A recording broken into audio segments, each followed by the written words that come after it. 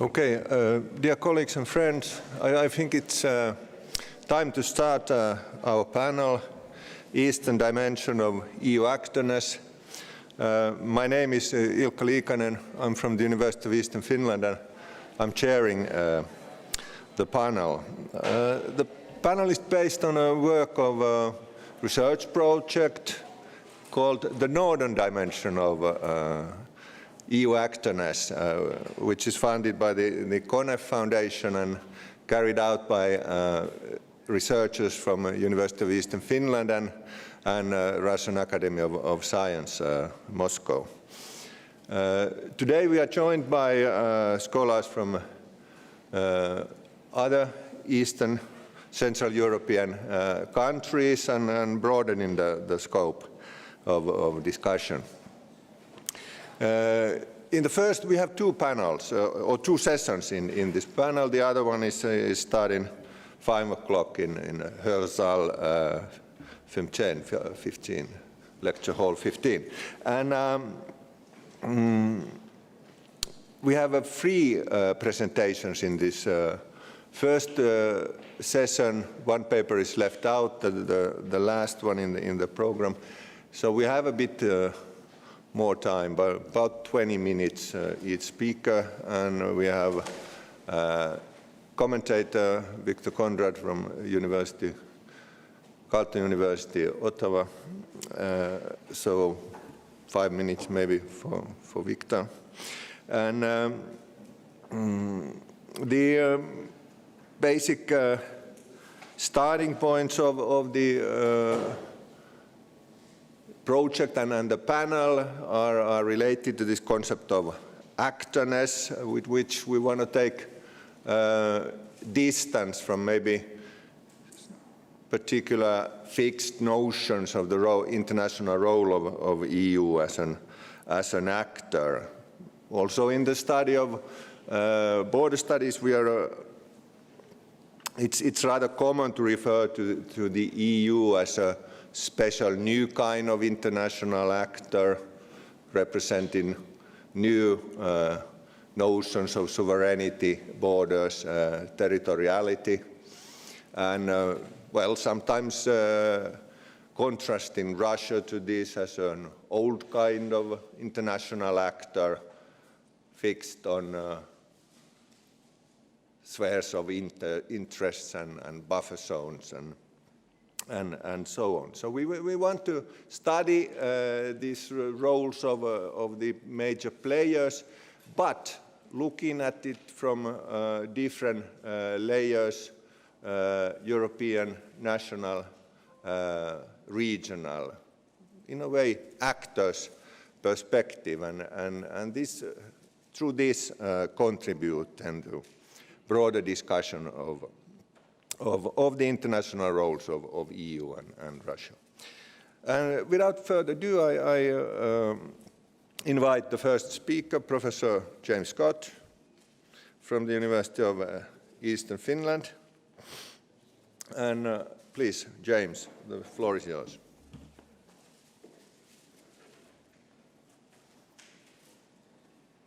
So, hi there, everybody.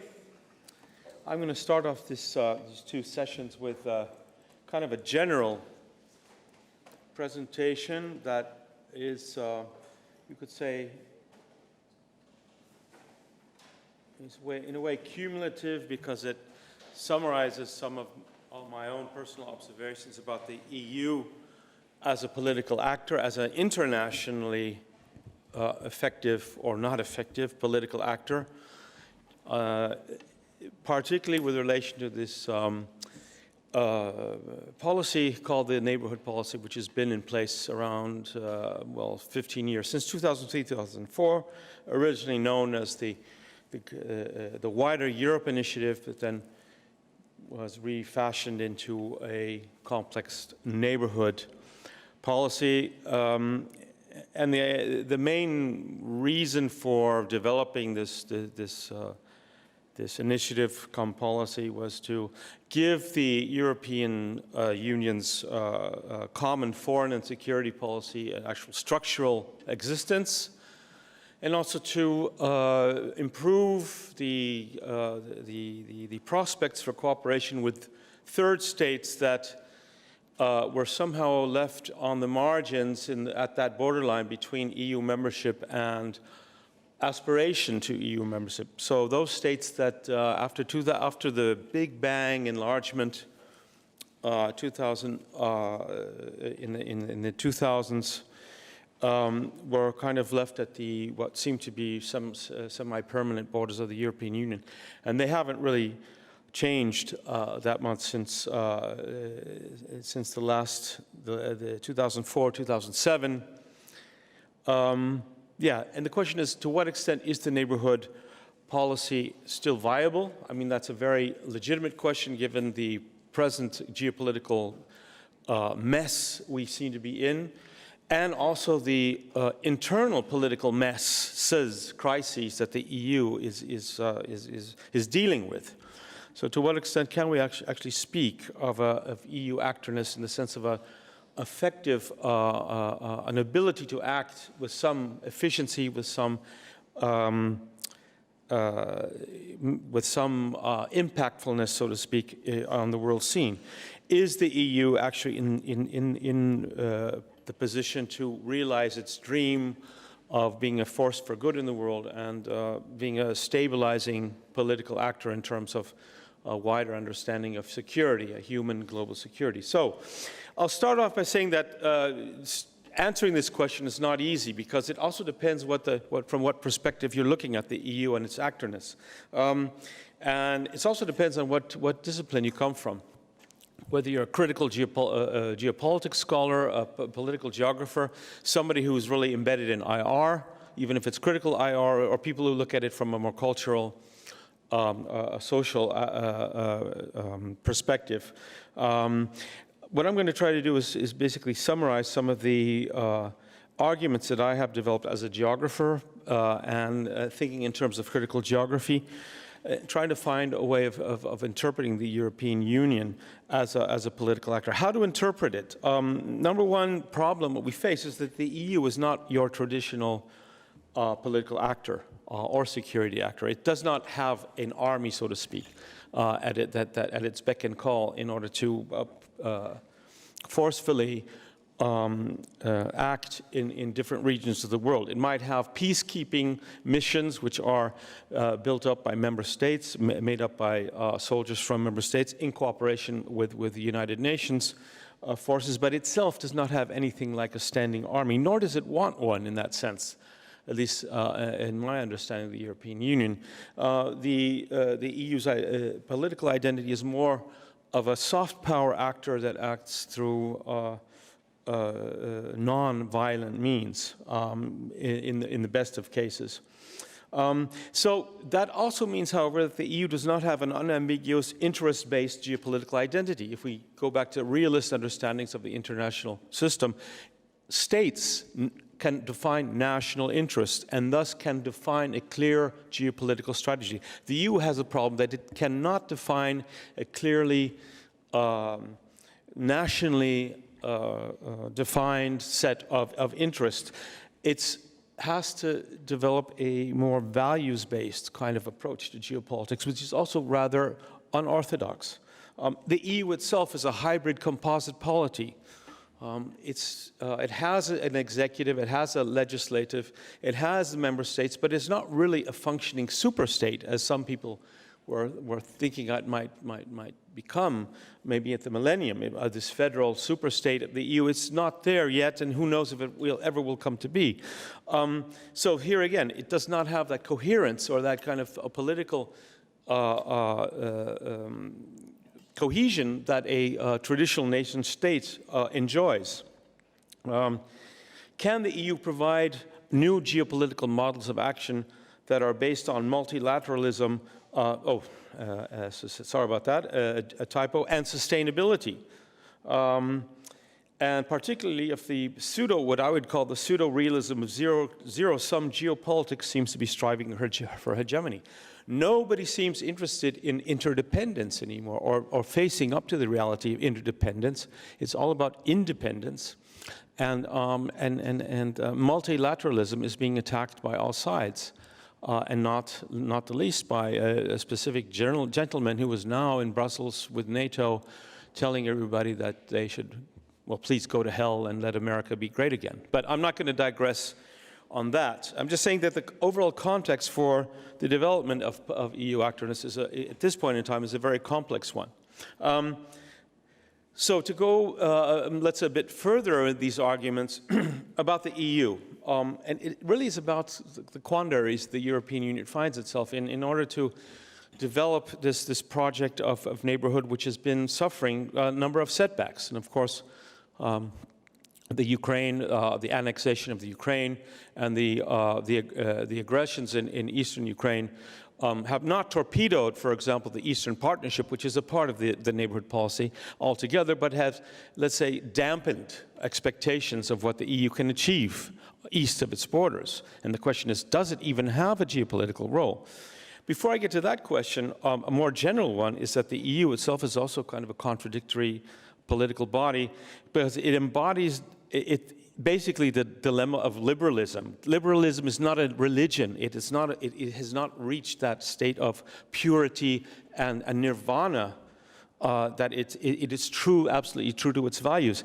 It is basically a typical modern liberal democracy, defined by transcendental principles, but often guided by opportunism and painfully aware of its own contradictions. And we see this, I think, in very stark form at the EU's external borders with the inability to deal with migration and asylum.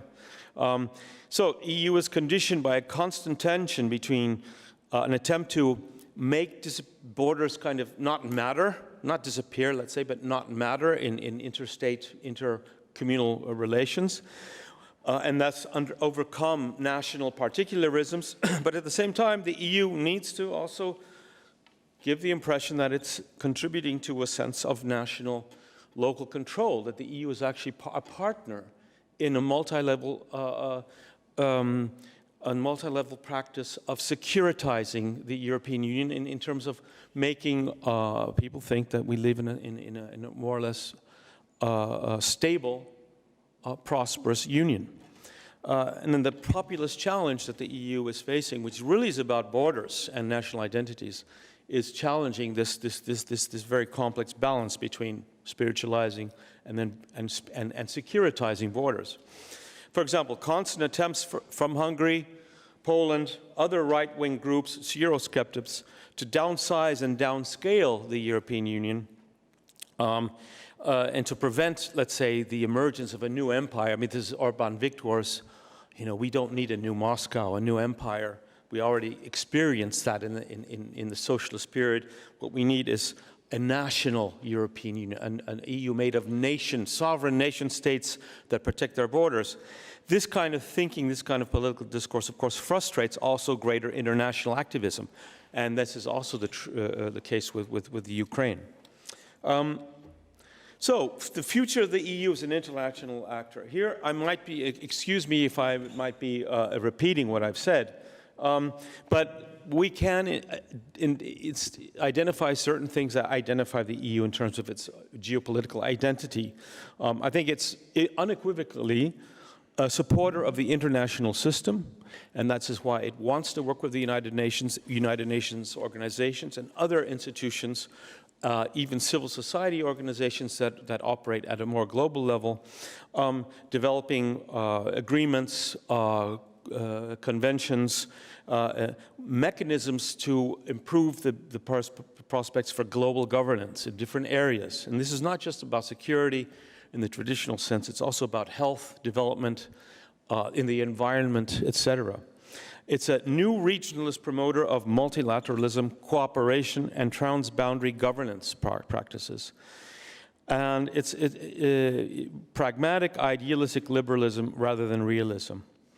However, this kind of ambitious identity is challenged by, and here again I'm repeating myself, the actual security and international cooperation context. Let me just mention, and I think Ilke mentioned this at the beginning, that we are also looking at this in concrete context of EU-Russian and EU-Eastern Partnership relations with projects that are funded by the Academy of Finland, the Kone Foundation, and the European Union. So what can we say? I mean, now let me jump to kind of some assessments, having spent maybe too much time in kind of conceptualizing the EU as a political actor and the context, the difficult context within which it's operating. What can we say about the Eastern neighborhood? And the reason why I'm now structuring my talk this way is I'm just basically trying to say that the EU should not lose its nerve. The situation is not totally lost in the Eastern Partnership. I'm not talking about the Southern Mediterranean dialogue right now because that's a very different regional context, bilateral context, although it definitely does impact on the overall situation. But here my focus is really much more on the Eastern component of what the EU is trying to do in terms of regional stability. And in fact, the EU's external border is both softening and hardening based on the ability to have to take part in visa mobility partnerships and visas to come in to the European Union. But this does not seem to have really affected too much the relations with Eastern partners. And interestingly enough, one of the major thrusts of the EU's cooperation policies until very recently, border management, border cooperation has been received quite well, in fact, in Moldova, Ukraine, partly in Belarus. And efficient border management, you could say, is more or less in place at these borders, and they function quite well. And they function quite well with Russia, but that's maybe perhaps another issue. The European Union has been instrumental in creating border management structures, and these have been seen in those countries as supporting national integrity and national sovereignty. So Ukrainian officials are basically saying, well, the EU is great because it really has helped create a sense of Ukrainian national sovereignty by helping us develop the structures, the actual institutional structures for governing our borders. And then also in terms of the Transnistria issue, very instrumental, the Bomoluk, the Frontex mission there to create a kind of a quasi-border control mechanism in a de facto or de jure non-existing border. So the EU has been, I would say, rather successful in terms of developing institutional relationships with these countries. Greater access to the EU has been granted to Eastern Partnership citizens who are able to more openly partake of the opportunities the EU offers. Admittedly, migration, which was kind of an issue around 2010-11 with readmission agreements and placement centers for migrants trying to get into the EU, is not the problem there at that part of the EU's external borders. This is, of course, a much more different story in the Mediterranean. Migration issues are not the problem. It's rather geopolitical tensions that are fraying. And the EU's interaction with these countries is not limited to border management. I hope not to have given you the false impression, but it's been a very multi-layered kind of involvement, perhaps not sufficiently embedded in the actual societies, but it has been dealing not only with things like border management, but also women's rights, human rights, rule of law, etc. The biggest geopolitical concern in this part of the world is clearly the EU's relations with Russia, and the fact that, and this is something that probably will come out in greater detail in other discussions, and I won't go into how the EU-Russia partnership went astray, and I think the EU has a lot of blame in this. What initially was not intended to be a geopolitical competition is in fact turned out to be, at least perceived to be, a zero-sum geopolitical game between the EU and the Russian Federation, so that instead of this notion of having a neighborhood that is a place where human global security can be realized, it has become understood as the place where the EU is trying to develop a zone of influence in traditional geopolitical terms, a kind of a sphere of influence, which is, of course, competing against the Eurasian sphere of influence, which would be then that attributed to the Russian Federation. So this notion that we have this confrontation of Russian great powerness versus EU's multilateral actorness. And we very soon also see that we have within the context of this geopolitical contestation, ideological and social areas of contestation with liberal, illiberal values being narrated as actually bordering mechanisms between, kind of the weak liberal West and the strong, more traditional conservative Orthodox East. And I would argue that unfortunately the EU has, despite its successes in the EU's Eastern Partnership, has got itself into this trap so that it basically is interpreted in several places as being trying to be a traditional geopolitical actor. And in fact, but the interesting thing is, if we look at the EU's influence in countries like Ukraine, Georgia, Armenia, or Moldova, the influence in social economic terms is very strong, but it's less so politically. Potentially very strong political and social role to play, but at this point in time, its political influence is not that strong. Good. I'm going to, okay, so other issues with the neighborhood that I see as being a problem and that maybe have contributed to this geopolitical, this creation of the geopolitical perception of geopolitical competition is that the EU is perhaps a bit too elitist in its practices, in its neighborhood policies. It seems to want to own the neighborhood and determine the conditions by which people can be part of it, or countries can be part of it through conditionality. And it's too closely associated with the EU's identity, perhaps, to fulfill the more ambitious goals that the EU has defined for it.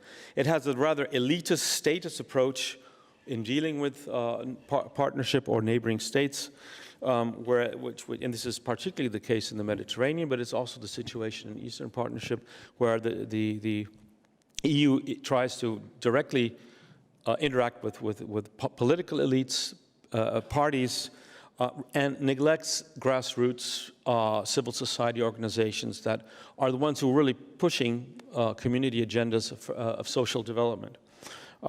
They think that they'll get more bang for the buck if they deal with, for example, NGOs that are well developed and well connected to the EU, and at the same time well connected to local political elites.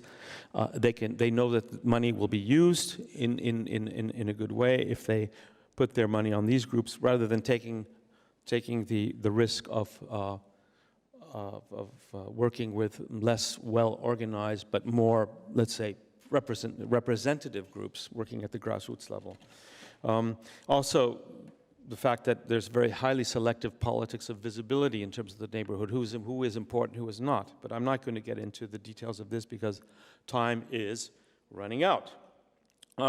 So the result is, in public perceptions and in critical analysis, the ENP is often reduced to an expression of geopolitics, a securitization policy, and of course its extraterritorial border regime become somehow the things that stick out, rather than the other agendas that the ENP is actually trying to further.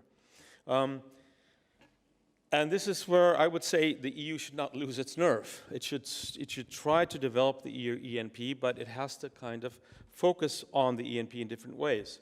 A need for a reflective pragmatism rather than geopolitical grand narratives, maintaining cooperation and dialogue through social engagement and understanding the neighborhood as kind of an arena of interaction rather than just a policy, and rather just some kind of a policy framework where bureaucrats can tick boxes as they satisfy specific demands. And a need to depoliticize neighborhood relations. It's more than a policy, it's a context for interaction, communication, exchange. And the EU should see itself as a neighbor itself. It is a neighbor. It's not a unilateral region maker. So it should not be seen as an explicit sphere of influence, but asymmetry between the EU and other regional partners, of course, is an issue that cannot be just talked out of existence. I argue that an alternative perspective could be based on political, functional, cultural, and everyday relationships, like migration, but this conversation seems to be almost impossible given the present paranoia about migration and asylum seekers, could be based on these complex relationships and would engage and involve society. It could be values-based while responsive to social development needs. And this is where I would see the partnership actually having its greatest impact. Finally, and this is perhaps future wishful thinking, whether the slow motion demise of the nation state will make a greater EU global role inevitable. Good question. It's also a question whether the EU will survive demise of whatever is facing us in the next few years. Okay, that was just a short introduction to the neighborhood context, and I hope that was more or less understandable. Thank you for your attention.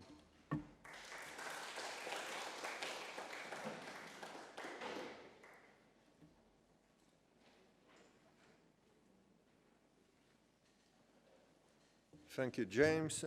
And I welcome our next speaker, Alexander Duleba from the University of Brezov. Please. Okay.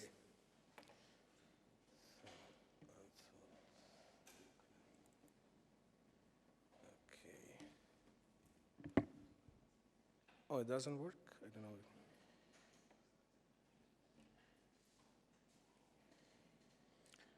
Wichtige Hilfe.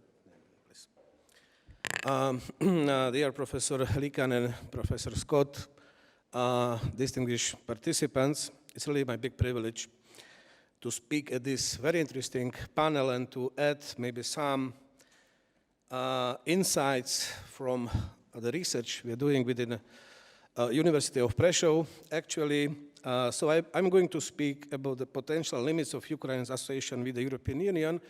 And actually, within the research, we did a comparative analysis of the contractual frameworks for the EU relations with the third countries, which are based on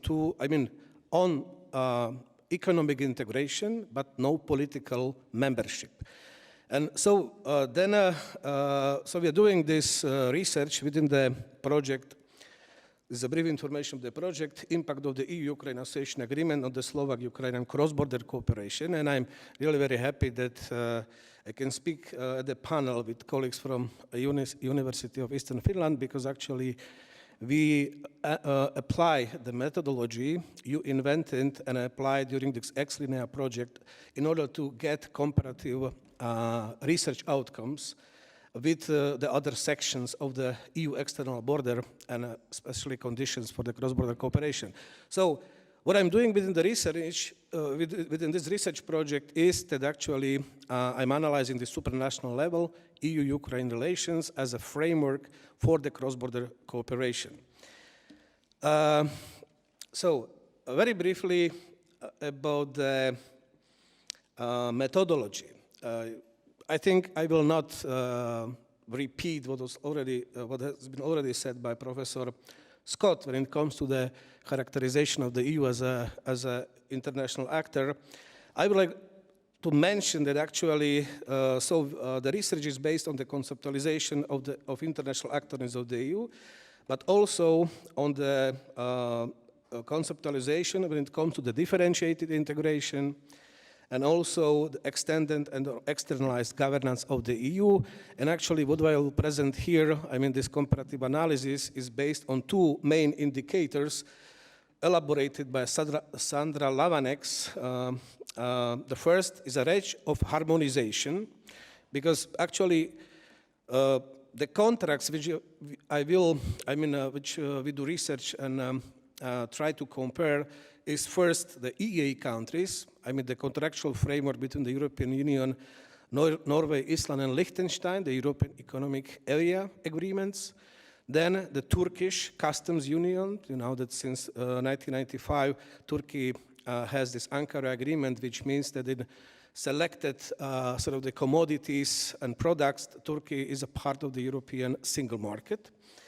And then we also took the European Association Agreements, which former the Visegrad countries, the former Czechoslovakia, Poland, and Hungary signed it in 1992.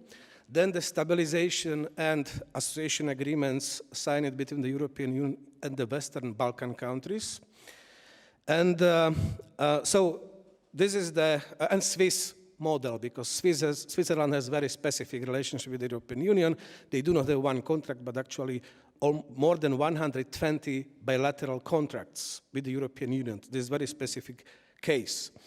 So, and Sandra Lavanek, she is the top Swiss expert, and she does a lot of research on this Swiss model of relations with the European Union.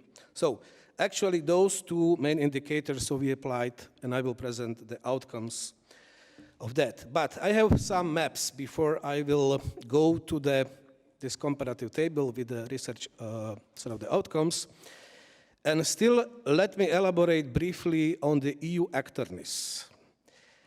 You know the expression that the EU doesn't have a foreign policy, and the EU's foreign policy is its enlargement. And in my understanding and reading of the last almost 4 decades of the history of the European Union and its enlargement, I think that the critical momentum came in the late 70s and 80s by accepting, when the EU decided, the European communities at that time, to accept relatively undeveloped economic countries with very fresh memory of the authoritarian regimes, I mean the Southern Europe. This was acceptance of Greece, Spain, and Portugal. And if you just will look at this map, and if we will just come back to the 70s, you would see that actually the Southern Europe was countries with the authoritarian military junta regimes, relatively less economically developed than the Western European countries. Central East Europe, communist countries, okay? And now we have this momentum when there was a decision to accept Greece, the EU started to change itself from inside. Structural funds, cohesion policy was developed within the European Union after the acceptance of Greece. It was not a sort of the matter of the intra-European communities, debate before the acceptance of relatively poor countries into the club. And then the EU started to develop its model of enlargement policy, which we have, and which was applied later on Central East European countries, former communist countries, but also it delivered a lot in the Western Balkans, because actually stabilization and association agreements, the question is who helped to establish a peace in the Western Balkans? Was it NATO, United States, China, Russia? No. It was the EU. If we speak about the European Union enlargement policy and foreign policy, we speak about the European integration project per se. This is about the future of the European integration project. Therefore, for me, the question sounds, if it will not work in case of Ukraine, then the question sounds whether we are really sort of ending some cycle of the successful enlargement policy of the European Union over the last almost 4 decades, which will dramatically change the EU from inside. The EU doesn't have just external policies. Externalizations of the EU policies, so they're directly connected with the sort of the internal structures of the European Union. We did a research, 2007, 2009, the decisions, so we looked at how within the Foreign Affairs Council, at the ministerial level, how the decisions are done, and actually we looked at the sort of the, contested sort of the issues in external relations and how the EU member states managed to find some consensus. And actually we found that it's really not easy there is no one political vision. Poland is not interested in Northern Africa. Portugal is not interested in Eastern Europe. And so you can identify many cases like this, but we found that almost 80%, when there was a consensus between the foreign affairs ministers of the EU member states, it was about the business deal.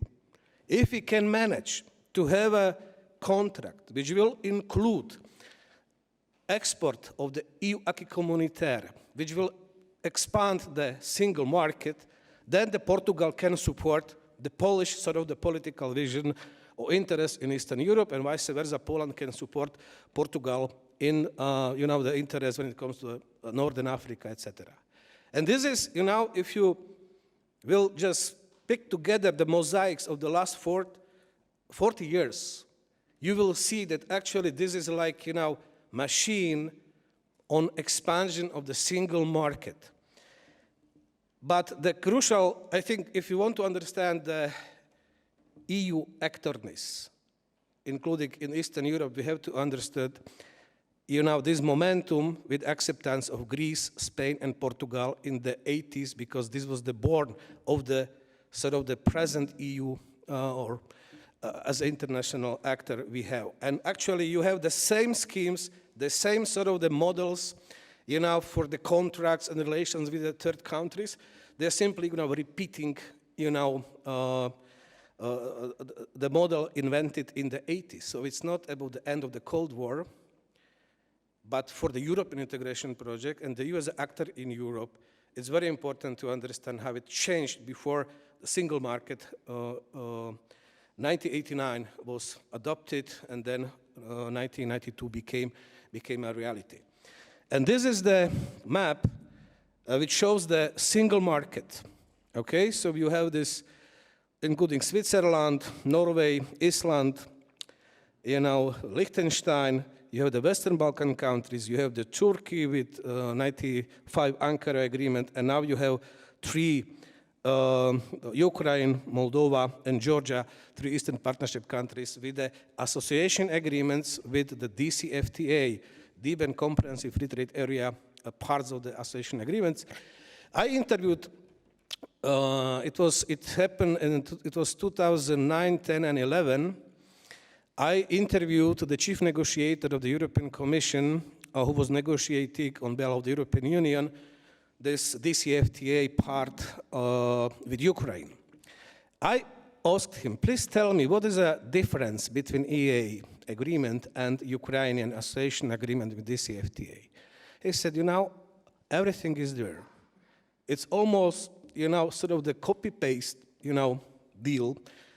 Took from the Norwegian sort of the EA agreement, it's also part of the Ukrainian, Moldova, and so it's a specific story. And I asked him, okay, explain me how much acquis communautaire Ukrainians will need to absorb following this agreement. And in 2009, he said that 80% is estimate. When we met 1 year, next year, he said it is 90. And the third time, 95. So it's really 95% of acquis communautaire of the European Union. And if you can imagine, the EU produces, per annum, last year it was 1,500 legal norms that regulate the single market. And all those countries who have the access to the single market simply have to absorb this. All these agreements have a dynamic nature.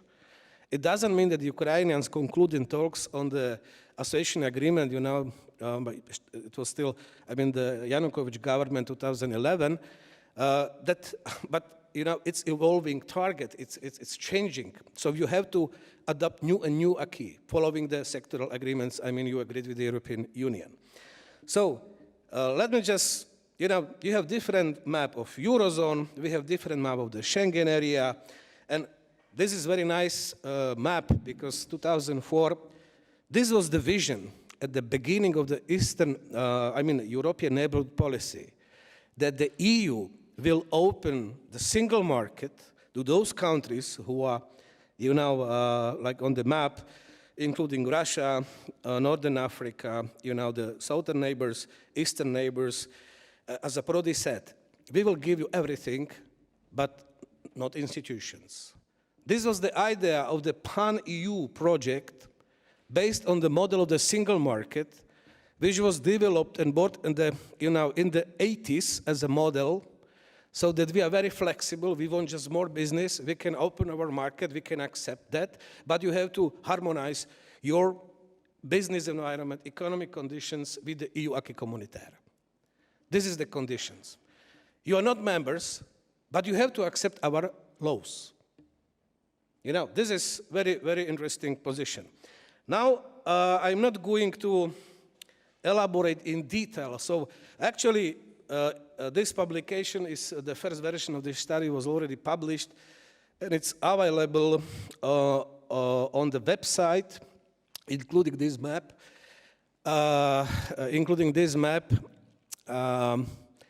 On the Slovak Foreign Policy Association. So in addition to my capacities, I work for the University of Prešov. I'm also the director of the Slovak Foreign Policy Association. It's www.sfpa.sk. Let me briefly conclude what's the problem. Range of approximation. When it comes to the range, because you know, it was very intriguing for me to follow some EU leaders saying this is the most ambitious sort of the contractual deal we offer the third country is the exactly association agreement with Ukraine, Moldova, and Georgia. For me, it was really very important to understand what it means. Ambitious, it's, you know, is EU jargon, and EU officials can say nice words, you know, ambitious. But what I found that actually this 95% of EU trade and economic-related acquis. So Following the European Association agreements from the 90s, I mean with Czechoslovakia, Poland, and Hungary, and the present stabilization and association agreements with the Western Balkan countries, which simply envisaged that former communist countries in Central Europe and now Western Balkan countries should absorb 100% of the acquis communautaire.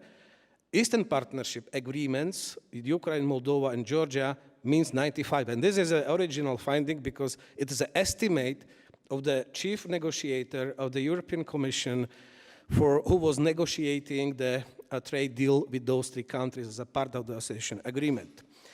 Then, if you look,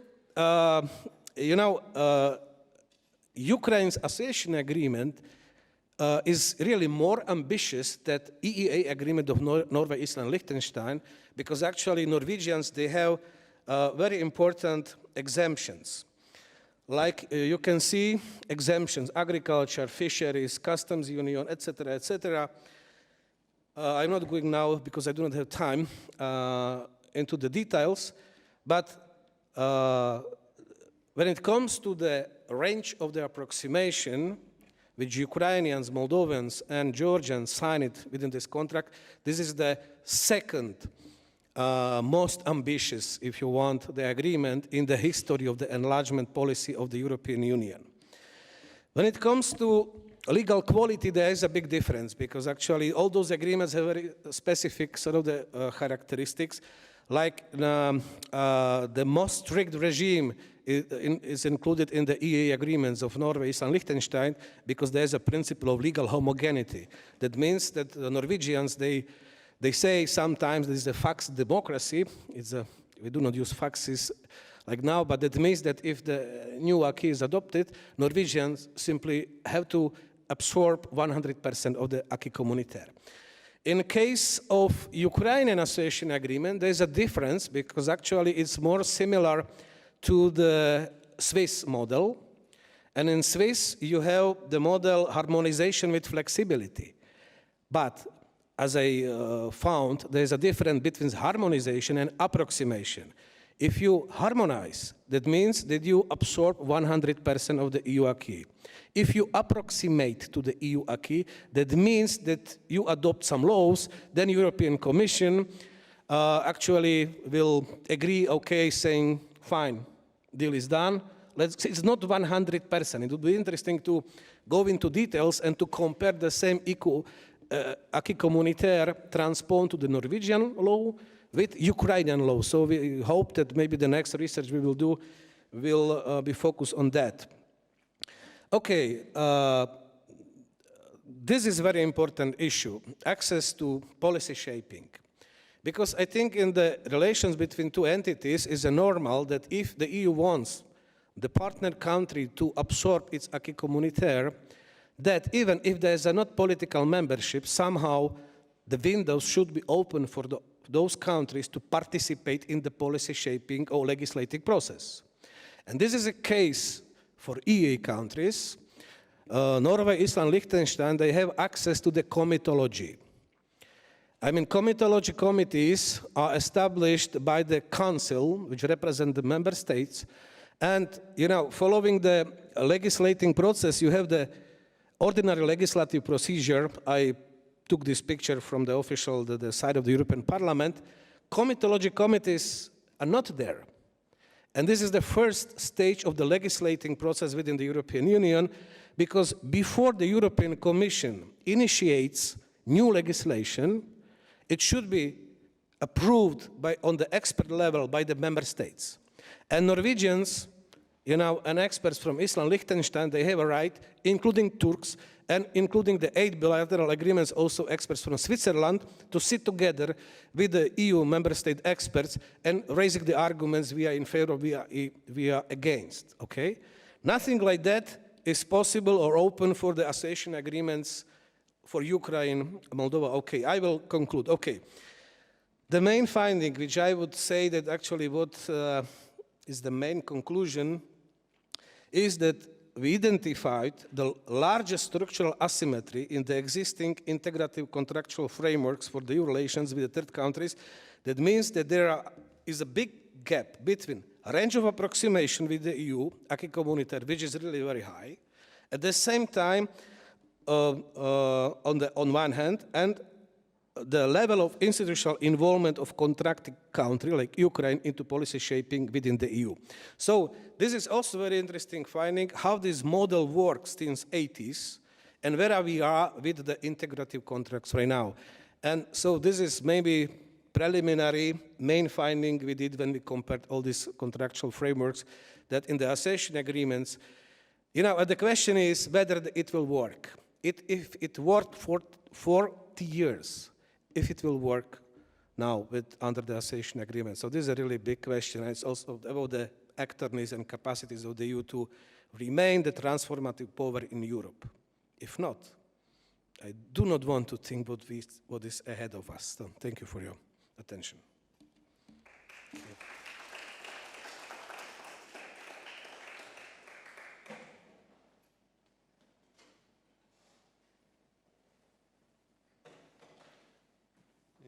Thank you, Alexander, for these important insights to EU-Ukraine relations.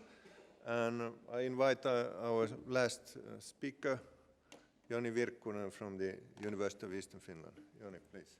Thank you.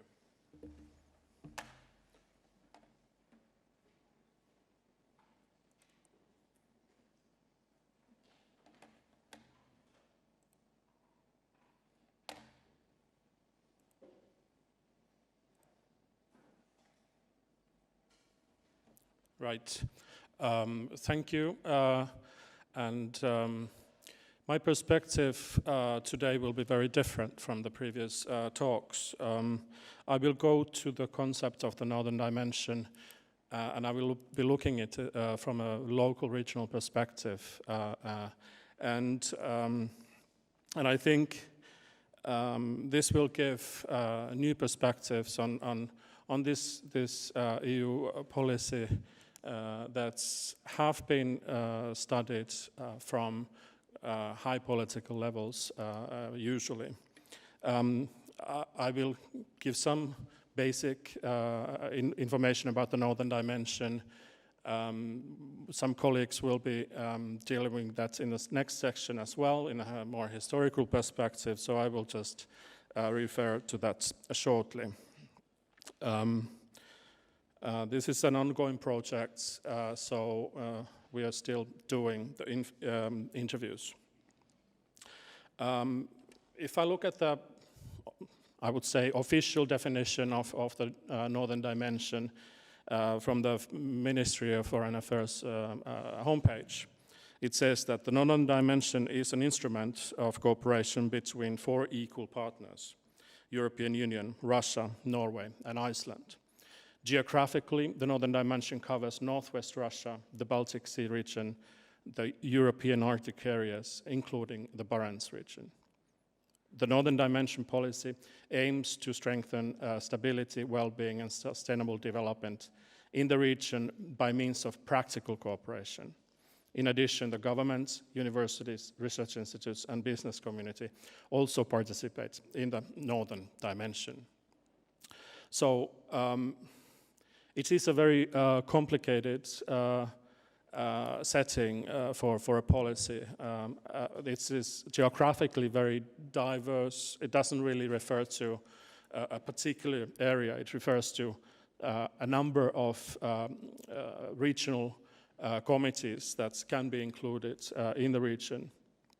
And also, of course, it has the practical goals that the neighborhood policy states as well, to strengthen stability, well-being, and sustainable development in these regions.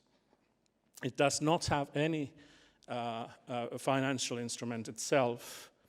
It's as a wider concept, it's not institutionalized. It has had strategy, action plans, but then it's functions mainly through partnerships that are very, very different for partnerships. And as I mentioned, it relies on existing funding and instruments, and geographically it's very fuzzy. It was launched in the late 1990s and renewed after this worsening political situation with the Russian Federation in 2006. First, it was a joint EU policy towards Russia, and in order to basically survive, it had to be renewed as a joint policy between the four partners.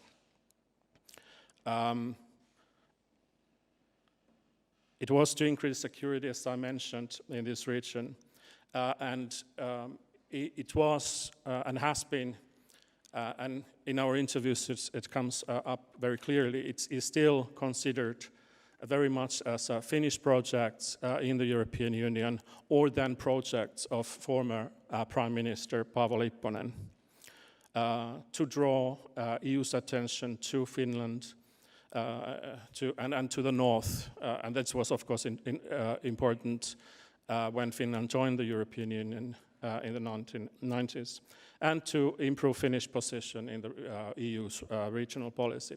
And again, here we go way beyond the strategy elements as well. The Northern Dimension partnerships are environmental partnership, health and social well-being partnership for logistics and transport, and culture partnership. The only that has had a big budget that has been considered as the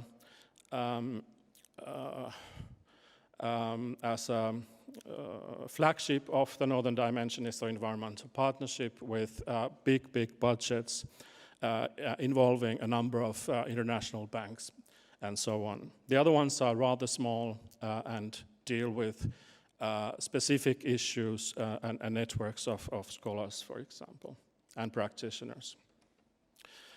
Theoretically, we could be looking at this from different perspectives. I'm not going into detail, but for example, multi-level governance, from how the power has been changed from national to supra- subnational levels of governance.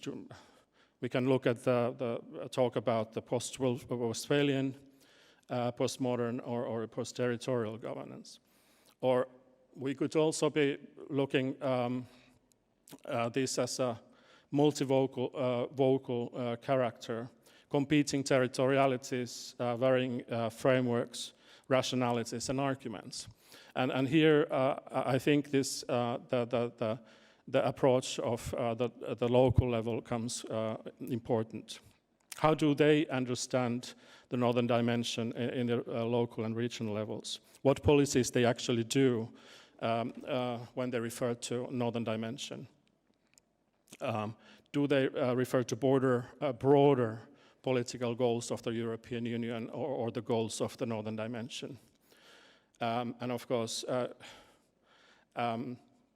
what we got interested is about the possible impacts of the sanctions regimes and the geopolitical situation at the moment, alternative concepts, and how Russia or the European Union is viewed within this context. We have done until now 24 interviews, mainly in Helsinki, but also in the city of Joensuu, where we come from in North Karelia, in eastern Finland, in Lapland, in the very north of Finland, in Rovaniemi, and then in Oulu, in northern Ostrobothnia. We will be conducting more interviews later. We have interviewed people in the ministries, foreign affairs, employment and economics, environment, transport and communications, social affairs and health, so those who are responsible for the partnerships. And also we've interviewed some political key figures, former prime minister and foreign minister, local regional actors, and for example in the regional councils. I will not go into the topics. But what we can see that the concept of Northern Dimension is actually very difficult to define, both at the state level and at the local level. Most people do know the official definition, but what was very clear is that the definition or the understanding of Northern Dimension is very different at the local level than in the strategies or the papers of the European Union or the state.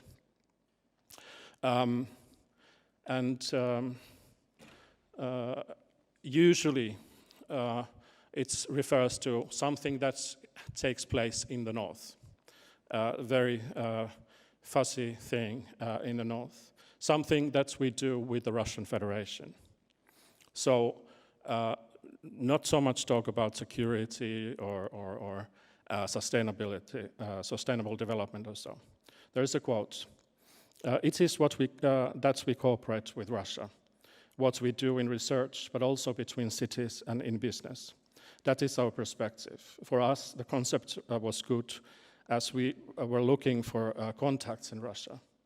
And suddenly the door was open also to other direction, not only to the west and the south. That time we put lots of effort to that. So it was, when we can say that it was a way, one way of breaking or tackling the peripherality of those areas. One new direction that they could look beyond, across the border. Concrete things that they talk about were national Northern Dimension forums that were organized in different cities of Finland, and also ways to attempt investments or EU funding or institutions of the European Union. For example, the EU Information Center on the Northern Dimension or of the Arctic. In the 2000s, it was not clear where the Russian Federation was going. In that sense, there was talk about welfare gaps, poverty, health problems, HIV and tuberculosis, criminality, and possibly immigration from or through Russia. So there was this kind of security talk was there, and it exists, but it was not dominating it in any means. Or they were not referring to the broad goals of the Northern Dimension or the European Union cooperation. In the state level, they many times talked about the long border and the possible impacts of the border, of course referring to what's going on beyond the border. With a big, everyone saying it was a good concept, but with some disappointment, the concepts started to fade and getting new forms in mid-2000s, and it was renewed, as I mentioned, in 2006. And it became this theme-based cooperation with no contacts or relevance at the local level. We were very surprised actually when we found out that these partnerships were very distant from the local level. People did not know what was going on. They had basically not heard anything about the partnerships, and it basically disappeared. So new concepts and ideas emerged. Some other more quotes. In the beginning, the idea was that Russia would be a strong partner with the European Union, but it did not happen like that. I don't know where they, so the partnerships. Maybe it was like a cooperation between ministries, national networks. The foreign ministry talks about the partnerships, but not about their activities. And we in the regions do not hear from their activities. You have to be very active yourself and get that in for yourself. It did not come otherwise. And another one. I remember we talked to secretariats of the partnerships during the preparatory phase of the first NPCBC program, talked about their views and possible contents. But when we prepared the next one in 2013 and 14, that possibility was not there anymore, did not come up anymore. To my ears, Northern Dimension sounds old-fashioned. It is like Russian time, something like it focuses on Russian cooperation. At least here it's under the Ministry of Foreign Affairs, not in other so much. As it had no funding, it has faded. Maybe it has disappeared under these other things, under Arctic. Now we talk about Arctic. We talk about Barents. Now we talk about the Baltic Sea strategy. These all, in a way, are part of the Northern Dimension, but the concept has yet faded. These macro-regional strategies come, in a way, to replace it. It did not fill up the expectations in the regions, among the regional actors, and so new concepts was coming up. Arctic, as I mentioned, was of course one, and this was particularly important, of course, in the north, in Lapland. Everything here is Arctic. It was very different in our region, where the Finland is Arctic, but as our informant was saying, we cannot go to our actors to tell that we are Arctic or Barents. They wouldn't understand it. So in our region, it is more about cross-border cooperation. This is how it looks in the north. It is not only in the politics, but it has been commercialized into beyond the strategies, into marketing, into very visible elements of the city, events in the city. I will maybe just conclude by saying the impacts of the Georgian War. The Georgian War impacted directly the previous funding period, and now the war in Ukraine impacts this. In practice, the machinery of CBC program runs smoothly, and the money was already, as if the money was already there. The administration works. We have selected the projects, made tenders, and advertised programs. but no funding has been received. So what has happened is that the EU-Russian funding agreement has not been yet ratified by the Duma, but it's not about Duma. It has been delayed by 4 years by a number of reasons. And we can only speculate if that is related to this wider politics, even though cross-border cooperation and regional cooperation are outside sanction regimes. Russians are very interested about the cooperation. Of course, now we have this interruption between the program periods that has had an impact. Also, the certain view, new legislation that has been directed against small actors in Russia, foreign agent law, for example. The bigger actors, however, have the interest to participate. There is interest to participate in Russia, but the domestic context is difficult. And it's not so much about international politics in this context, but domestic politics. Could be international, of course. We don't know how the ratification, for example, goes. Thank you.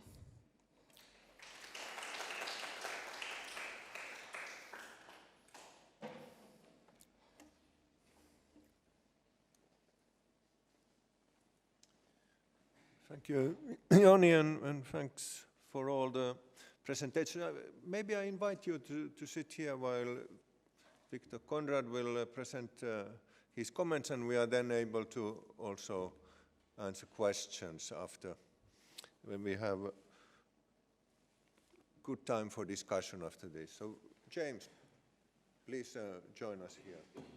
And Victor, the floor is now yours.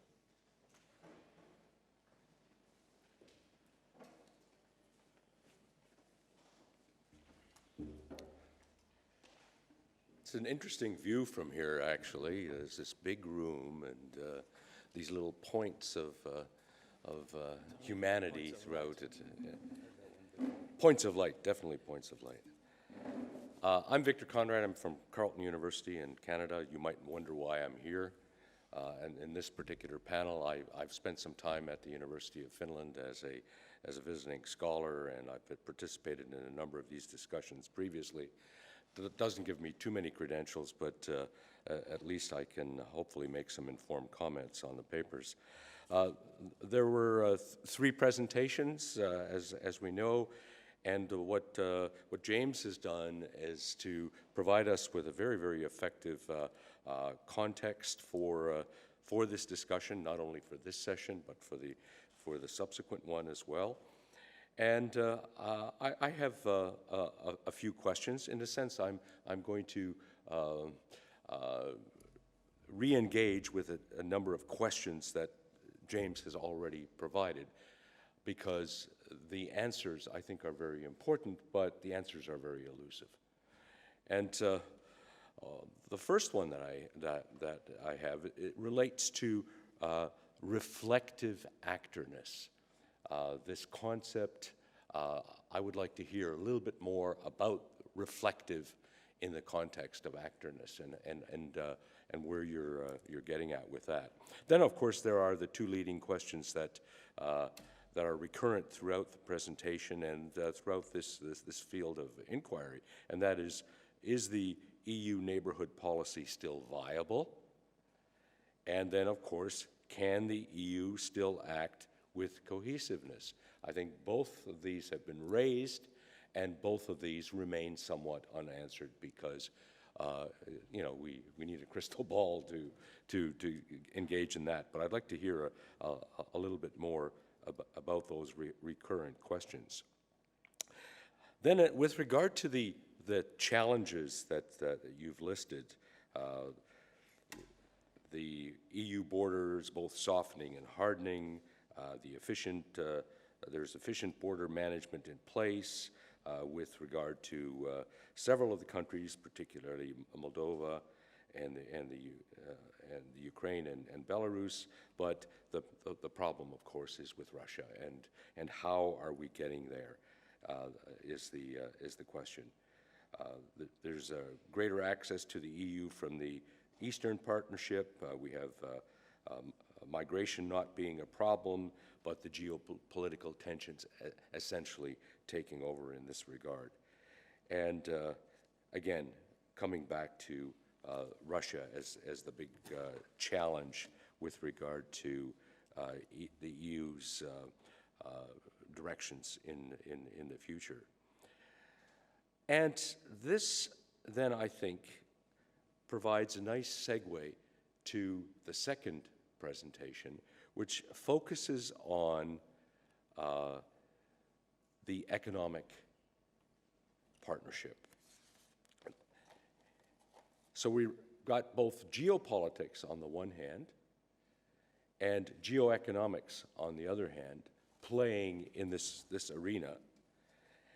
And with regard to the second paper, I would like to have a better sense of this comment that you made about the trade-offs and the deals and the way in which this machine of expansion of the single market, how that proceeds. I mean, you almost get a sense of this overwhelming juggernaut that's moving east based upon the successes that it's had in other directions, particularly in the southerly direction, and how that thinking then gets transposed into a perspective for the East. Because in terms of your summation,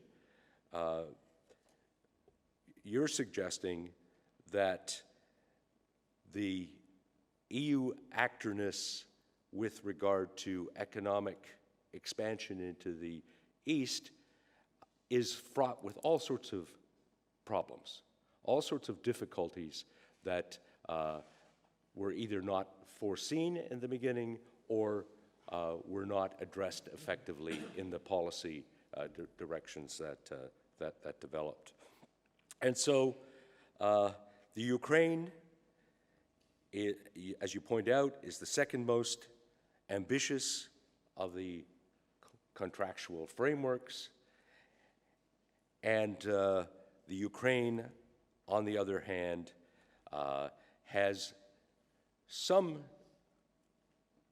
similarities in terms of the approach to what we see with regard to Turkey's agreement, with what we see with some of the other agreements, but the fact that there's been no conciliation committee developed, the fact that there are structural asymmetries that are massive in this instance, the sense is that the gap between approximation and realization becomes a very, very, very real problem.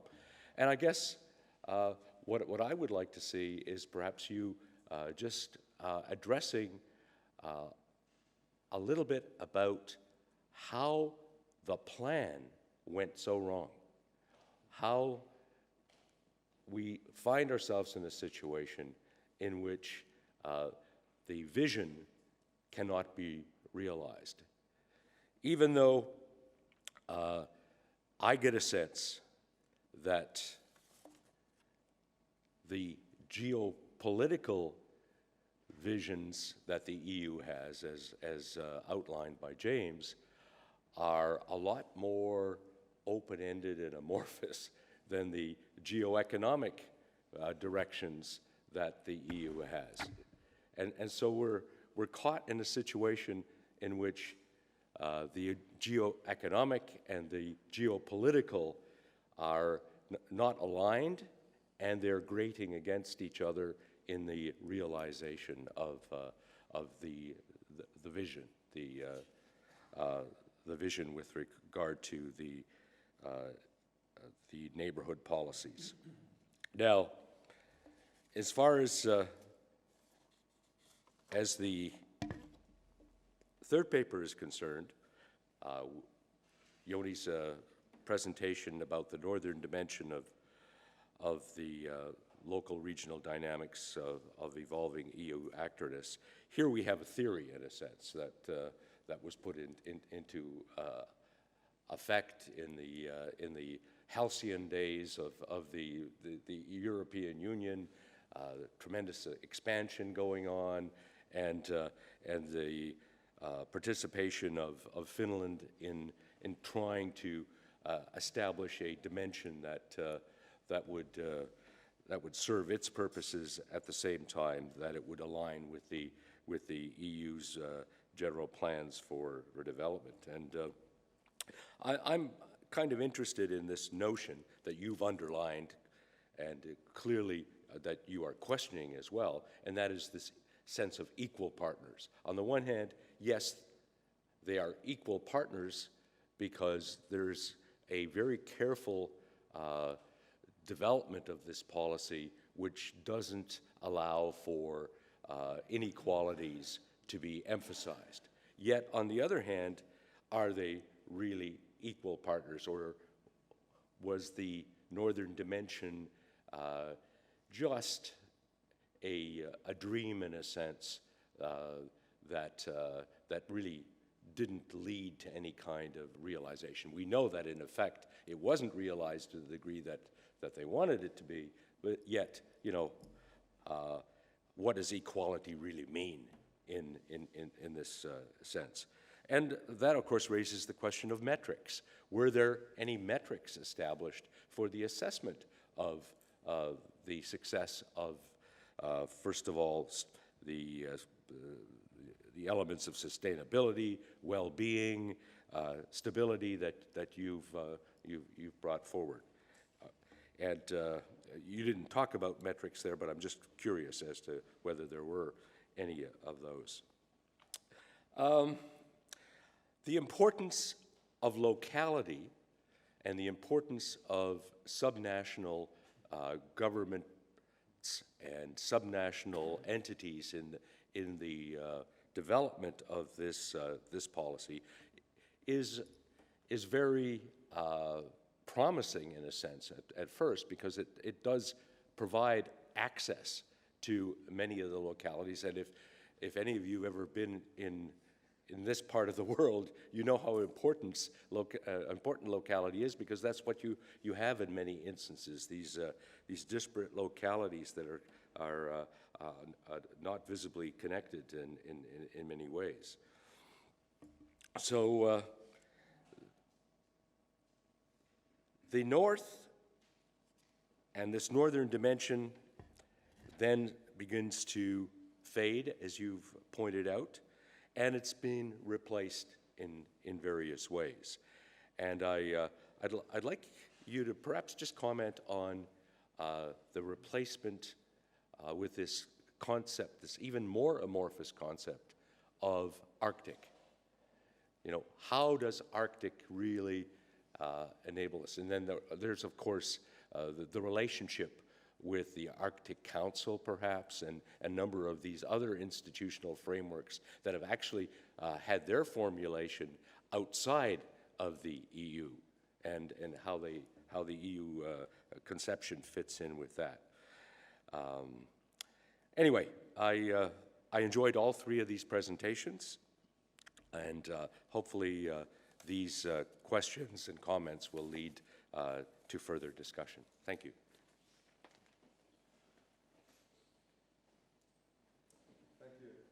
Thank you, Victor.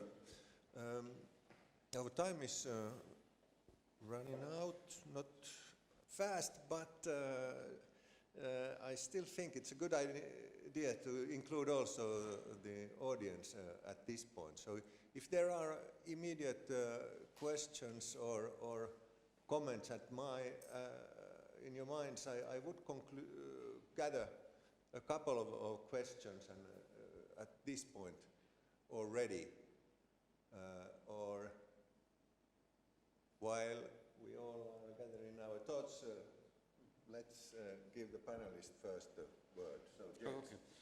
I'll try to be as concise as possible. Thanks, Victor, for those comments, and thanks for the observation that I really didn't talk too much about what I meant by reflective geopolitics. It was implied but not explicitly mentioned. And what did I mean? A mistake. I should have been more to the point. And it's really about the identity of the European Union and the fact that, of course, if you were to kind of completely remodel and question the European neighborhood policy and also the values, the ideas that lie behind it, you would have an identity crisis, because you would have basically destroy the ideational foundation that gives some kind of a cohesion to EU action. So the ontological security of the EU would be threatened, because it would not have, it would know where it would not know where it would be in relation to other actors. And the EU, of course, holds to its ENP and is rather resistant to change in the ENP for exactly this reason. It wants to maintain that core of ideas and processes and routines that it has maintained in order just to maintain that sense that we know what we're doing when we operate. So this a very important aspect. And the problem with this, I understand having the need for strengthening or defending the identity of the EU is there among the EU elites, but it also leads into the problem of self-referential thinking, the trap of self-referentiality. And the only way out of that is to be reflective about what you're doing. Where can you learn? How can you see what you're doing is where it is actually providing something positive, and where is it leading to a situation of real conflict in terms of values, in terms of because of asymmetric political pressure, because of perceptions, etc. And this is, I think, an area where the European Union could really improve a lot, its actorness. And I do think that the ENP is an important instrument. It could be a very viable instrument, but as Alexander said, if it really is reduced to this kind of criteriology, this bureaucratic kind of, and very, very power asymmetric kind of relationship where, you sign this, and if you want to get anything from us or you're not in, this is not the way it really, I don't think it can properly work. That is a problem. And the question is, how do you negotiate that flexibility in the neighborhood policy? One, you do need structure. You do need a certain degree of of agreement between partners and some rules. But at the same time, you have to also be open to different situations, contextual situations that offer the partners more leeway, and I'm including the EU in here. And I think that what Yoni was talking about in the Northern Dimension is it offers a space, a potential space of cooperation that is depoliticized and pragmatic.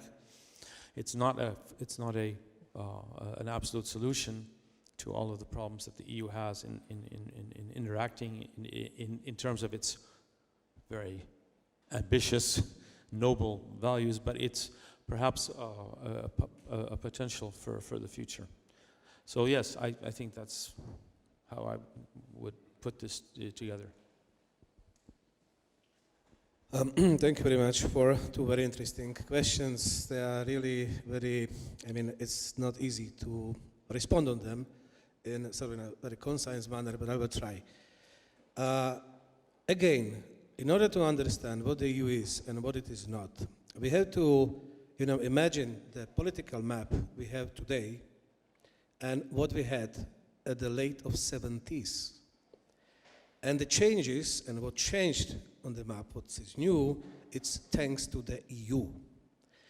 It's not because of the, I would say, primarily political will, because still it looks like that there are national perspectives on foreign policy, and even the Lisbon Treaty, which is valid since 2009, so says that when it comes to the relations with the third countries, there should be consensus.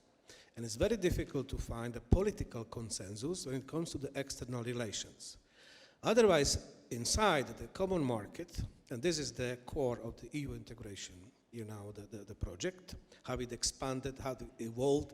Now it's, we decide with the qualified majority. We have two formulas. I'm not going to go into details, but This is a unique project. We never had something like that in the history of international relations, that still 28 or 27 countries managed to agree on some, how we produce common legislation, because European integration means that we share common legislation.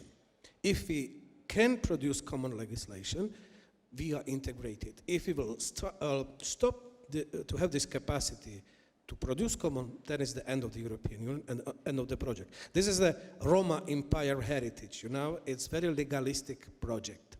But it cannot be different. The EU cannot perform, vis-a-vis third countries just as it is from inside. And that means expand and invite other members to the club. But look, so we already agreed. You have to join if you want to join, because it's not the EU who is pressing the neighbors to become members, it's the members pressing the EU, open the door, we want to become the members, And here's the question about the Russia. Because in Ukraine, 2014, it happens for the first time over the last 400 years that third country tries to stop this process which worked well for decades, and it delivered to the Southern Europe, it delivered to the Western Balkans, it delivered. We have different countries now, and it's thanks to the European integration. So this is the value of the European integration. Without that, we wouldn't have it. But this is also how it works, as an actor. And yes, we are in conflict with Russia, because it's not Russian-Ukrainian conflict, it's conflict about the future of European integration process, based on the rules developed within the European Union. The problem is that Russia, over the 2 decades, was not able to offer sort of the constructive, agenda to neighbors. And we had the gas wars and conflicts. And again, how it happened that how we got, because this was the second question, how we got to this situation. It was after a military intervention of Russia in Georgia, August 2008. 1st September, Nicolas Sarkozy, France was the presidency council country at that time. There was extraordinary meeting of the heads of the governments, and they were thinking how we will respond. Russian tanks, in Georgia, what we can do, what we are actor. There was conclusions, the 9 points. One of them, mandate to the European Commission to prepare ambitious offer. And I interviewed those authors of the European Commission communication adopted in December 2008 after the summit. Then they included, this DCFTA component into the association agreement, which made it equal to those integrative types of agreements starting from Norway, Iceland, Liechtenstein, Switzerland, Turkey, etc. So this was the response. The DCFTA component is a part of the Eastern Partnership agreements because of the decision of the leaders of the European Union 1st September that this is a response to Russian tanks to Georgia.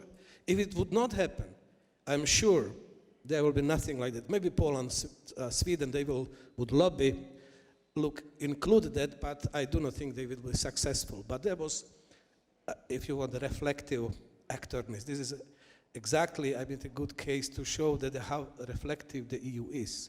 But it has instruments and tools, it's moving within, so it cannot behave different way. Thank you. I don't think I have time for all of the questions, but this question of equality is quite interesting and quite very important. The process leading to the renewal of the Northern Dimension in 2006 was related to this idea of equality, and Russia was considered of not being rather objects than a subjects and an actor in the Northern Dimension. And what James just mentioned is that what became the result is that this very pragmatic cooperation within the partnerships, cooperation between experts, Russia putting its own money, for example, in the environmental projects, and quite a lot of money, so it is involved in itself in these projects.